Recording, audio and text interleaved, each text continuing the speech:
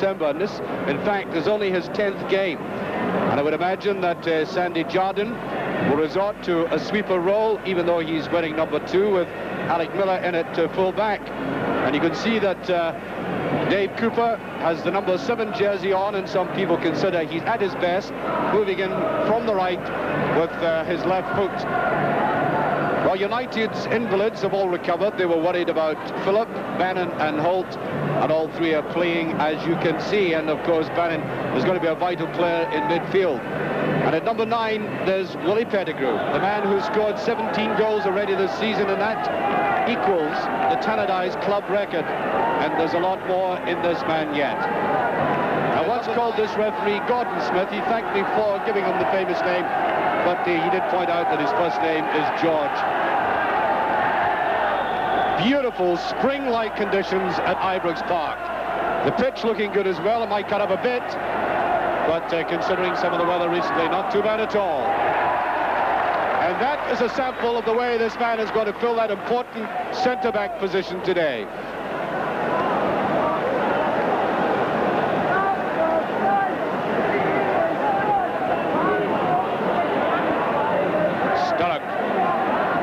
To slip his way through, beside all off balance.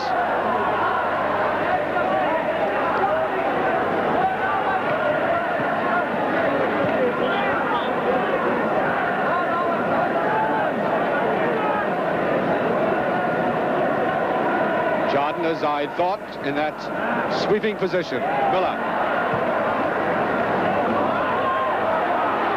There he has that covered all the way. He hesitated because just off picture there, Derek Johnstone ran down very cleverly to cover the pass back. Rangers supporters massed in that magnificent stand at the back. Cooper. Miller. Now Neri can read that kind of ball all right. Smith, man with a great deal of talent, and nothing like his best this season for Rangers.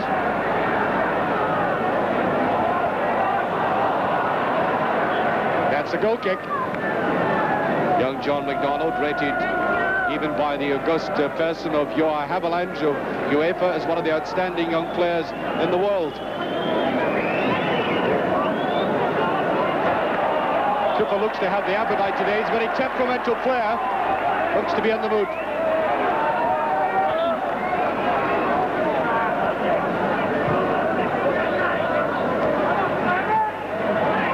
Been the slightest touch by Fleming. Now this young lad wears number 11, but he goes everywhere. That's Russell. Dawson wanted a 1-2.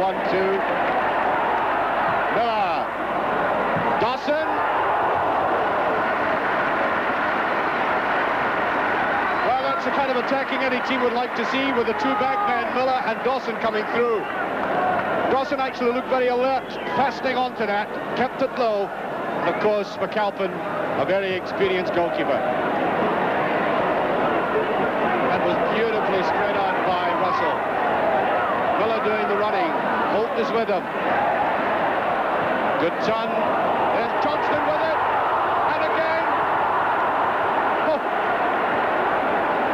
I don't think he could believe it. He seemed so casual in the way he went down, and so for that matter did Hamish McAlpin. I don't think he could believe he got the rebound. There's Pettigrew again. Look at the sport he's getting. Fleming ran close to him. Nearly again, this time Jardine under no real pressure. That's meant for McDonald. Play still going on. McDonald, Cooper, great run by Cooper, and he pushes it too far ahead.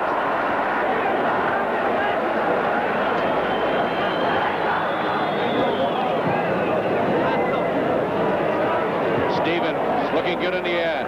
So is Neri.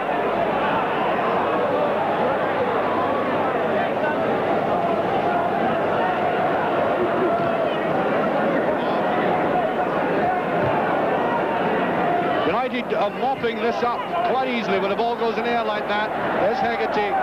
Cooper getting the break this time. There's Russell with him. Look at the crowd there. Johnson putting it right out of the danger zone. Smith running.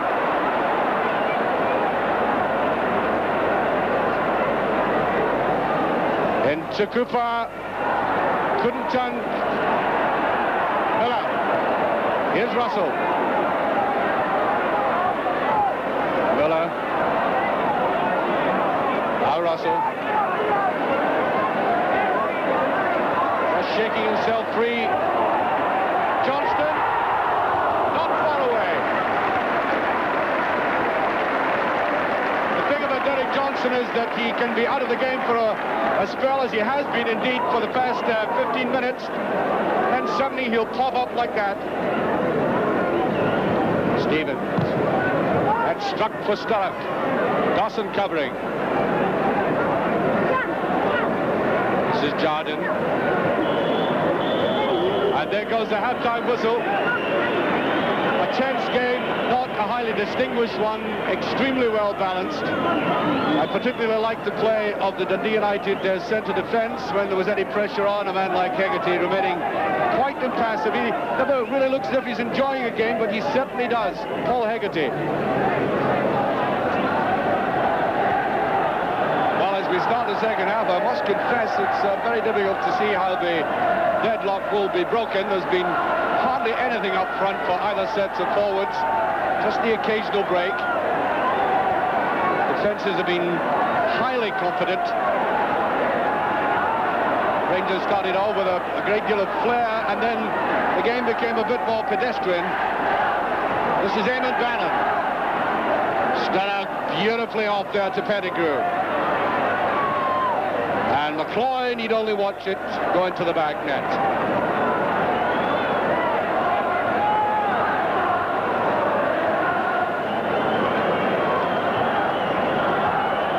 Lois touched that time. Johnston couldn't quite get it away, and Hegarty wants to go forward. There he is, just beyond them though. Cooper can't keep it in.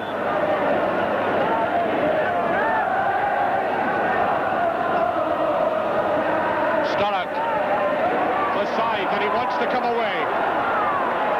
Miller. Well, that was a wasted ball. He had three players in front of him, either right or left.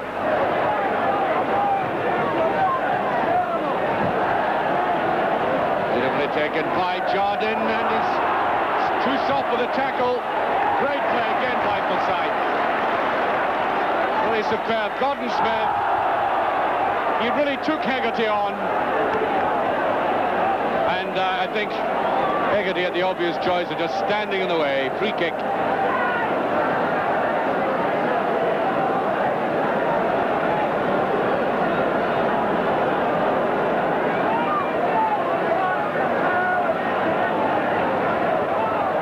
So we'll have Sandy Jardine taking this with about 8 minutes of the second half gone.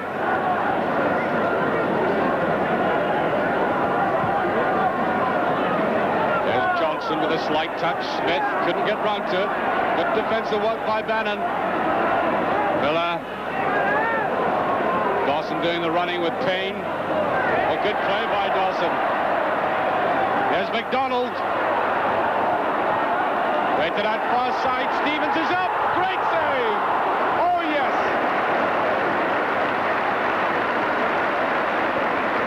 Once again, great play by the youngster McDonald, going all kinds of ways, deciding to go to the outside, right across the dripping header, and look at McAlpin.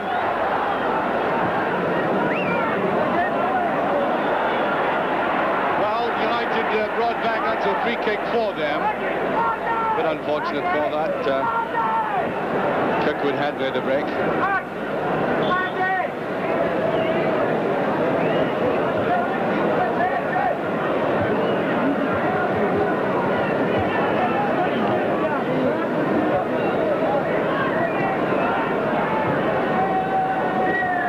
By Pettigrew. That's for side. Oh, that's a great goal! Oh, no! It was so near! Oh! It looked right in the corner of the net.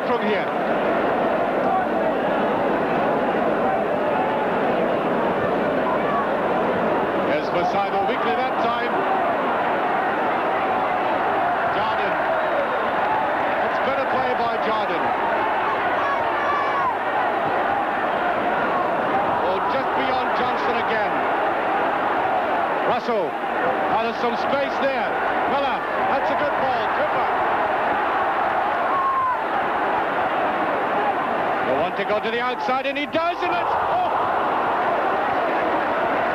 I'm not so sure that that was a clearance.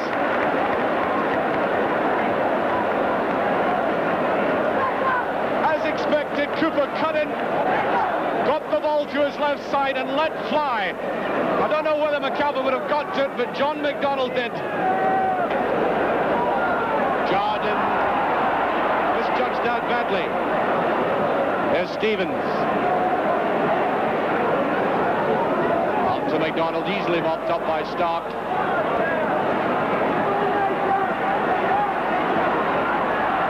Sturrock.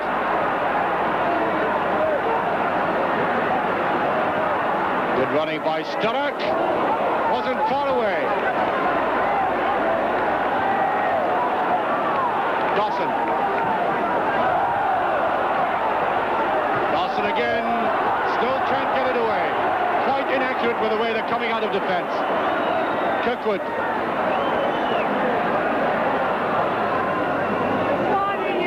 There's Smith. Smith on a run this time. Great tackling. And I think that just came off the side. Solid hard stuff.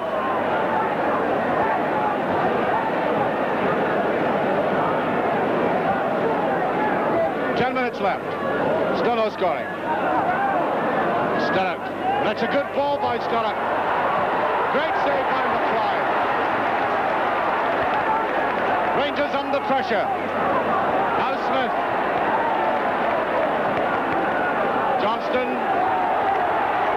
Cooper for Rangers. Good run by Cooper, stretching the United defence. It's a great play. Russell. And couldn't quite get it. Doesn't look strong enough. Rangers keeping the pressure on, though. Smith for Smith. Up comes Jordan. And it goes to Dawson. Beautifully cut off again. United defence holding firm.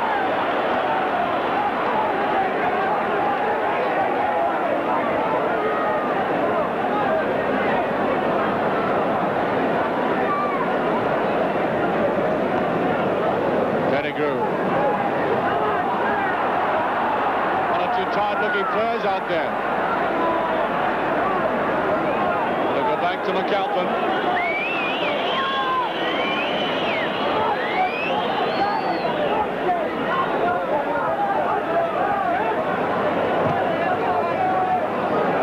Pettigrew. Here's Bannon. Good play by Bannon. And Forsyth. Miller. Almost in a tangle. Oh, that was living dangerously.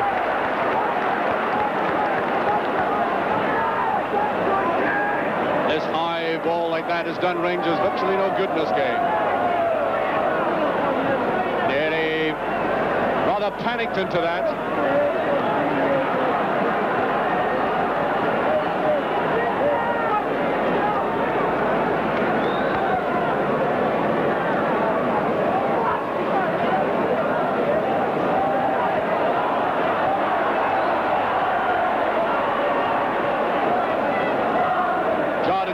Plenty time to make up his mind about where that should go, and Dawson simply giving it away. Bannon again. That's a good ball. Sturrock. Try to push it inside. He does. That was a shot by Bannon.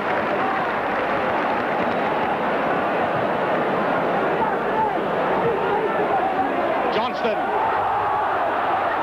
Brought down when it looked as if he might just get away.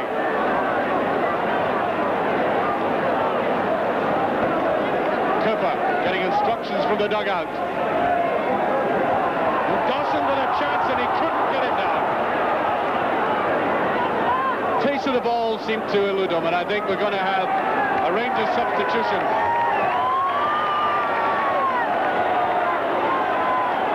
Alec McDonald on for Gordon Smith.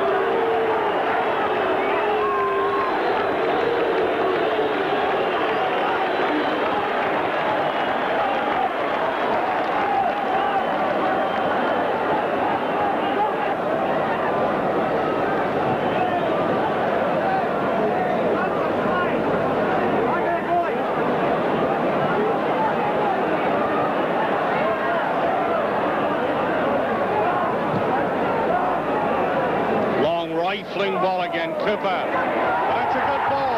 Here's McDonald with a chance for Rangers. Too much to the side. There's McDonald, Alec McDonald this time. Dawson with a chance. Still in there, and away comes Neary. Miller.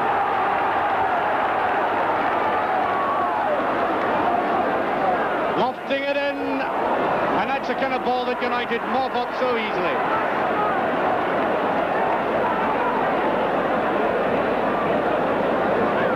High slag ball. This is to Cooper. Cooper with a chance. Oh, and underneath it. You can't believe it. He had McDonald to the left as well.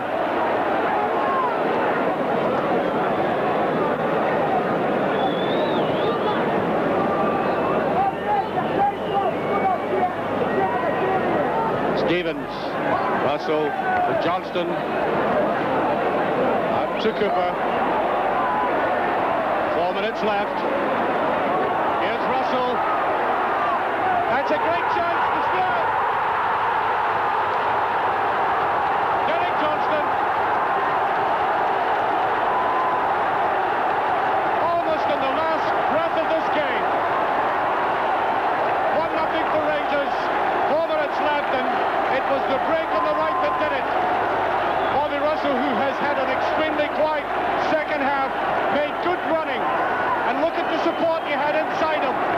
The ball going right across, and Johnston angled it away. Looks like a killer blow at this stage in the game, but you never can tell, which is one of the great cliches of old time, I suppose.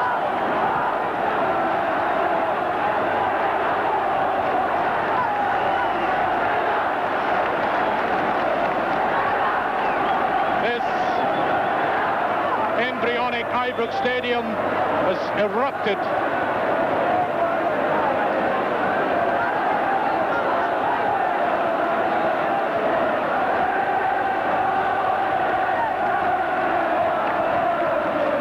Hegarty out to Bannon. Good control by Bannon. Kirkwood. Fleming on the far side. Well, that's good play. And Cooper concedes a corner.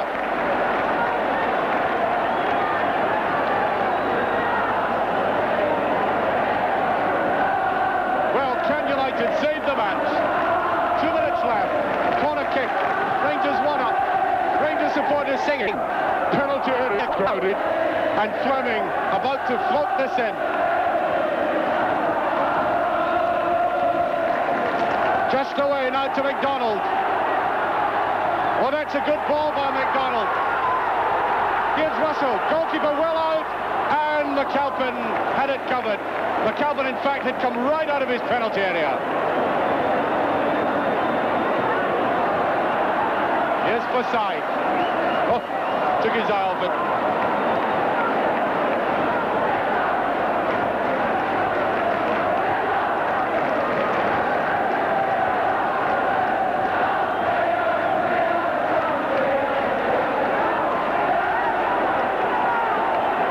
Left by our watch.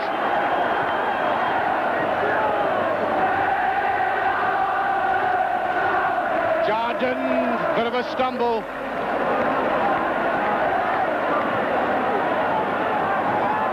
Neary. Aside to Dawson. On to McDonald. Took his eye off it, Phillip. There's Jardine. Safely to Dawson. They couldn't get it away. That would have been a sprint because Cooper was on the halfway line.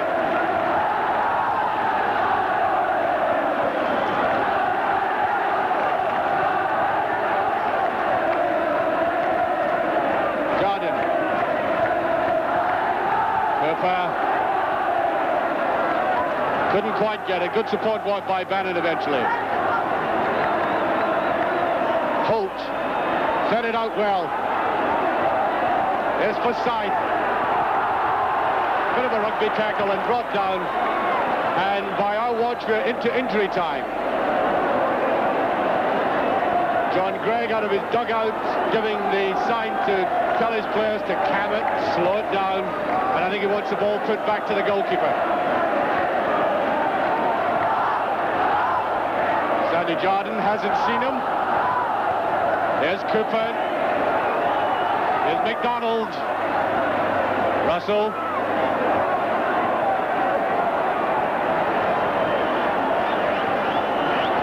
Jardine. Here's Stevens. And it goes to Dawson. Goal, brilliant tackle by Hegarty.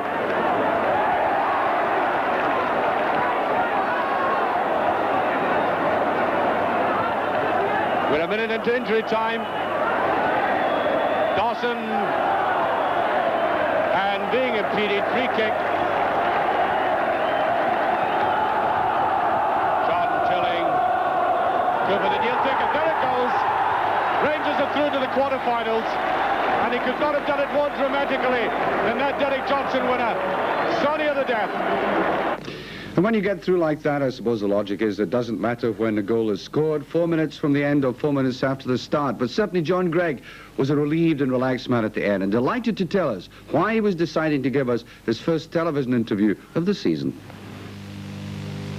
Long time as a player, and I had the fans had a lot of respect for him as a player, but I feel that I've got to gain the same respect as a manager as I did as a player, and the only way I think I can do that is to just go on with my job and try and work away in the hope that I can make Rangers Football Club successful.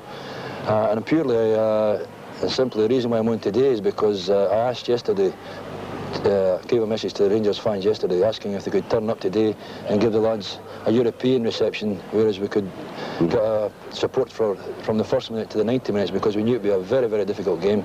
And really, I'm on tonight just to thank them for the tremendous support they gave us not only today, but they've given to us all season, in a season where we haven't really played as well as we're capable of playing. Well, I was going to mention that to you. How's it been, John, in not getting the results you might have expected, having had a very good season last season? Well, we set very, very high standards here at Ibrox. Obviously, you can't always win the games that we'd like to win, but we've been trying to do one or two things, introduce players like John McDonald into the team, trying to play football and trying to do one or two things that we like to think would improve the side over the time. But you just can't do it all in the one night. But inevitably, the team is in a sense in transition, is it not? Well, I don't like using that word because I've got the greatest respect from older players. I don't feel that I'm a good example to any older players, and considering that I played for as long as I played. I don't care how old they are. If they can play to the standards that I require or I ask of them here, then I don't care what age they are. But obviously we've got to try and put one or two players in here and there and try and bring fresh faces in. We've tried it in the transfer market. Fortnight ago, we weren't successful, but my aim here is to get a good side in that park so as I can keep the supporters happy and give them a team that they deserve. Now, about the game itself, it went the full 90 minutes as you expected before you were quite convinced of the win. You must have been enormously pleased with, say, Tom Forsyth, who's really just come back from serious injury. We've had to coax Tom and help him at training, and in actual fact, we've spent certain days at training just for Tom's benefit. He's got a heart the size of a lion, and he's a tremendous inspiration in the side. And I was tempted earlier on in the season to put him in before he was ready.